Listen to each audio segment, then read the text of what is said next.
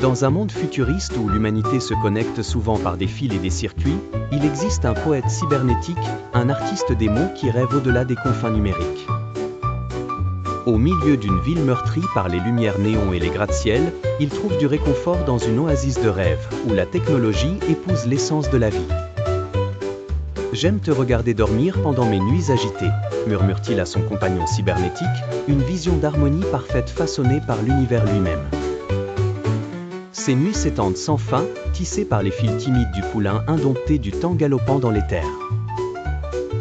Dans ce royaume, le poète cybernétique est captivé par la réalité profonde de ses rêves. « J'aime te voir allongé là dans toute ta splendeur, orné non pas de tissu synthétique, réfléchit-il, mais dans ta tenue la plus exquise, celle qui s'adapte parfaitement à la géographie et à la topographie de ton être. Oui, la robe de ta peau. » Dans ces moments tendres, il admire sa forme nue, drapée seulement dans sa peau, qui met en valeur chaque caractéristique magnifique, de ses vallées et collines aux douces lagunes qui l'entourent. Ta peau, celle qui vieillit avec toi, jamais retenue par une couture mal placée, soupire-t-il.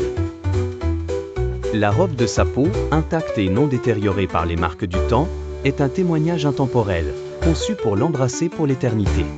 Dans cet état de rêve, la vulnérabilité devient force, avec la beauté célébrée dans sa forme la plus brute.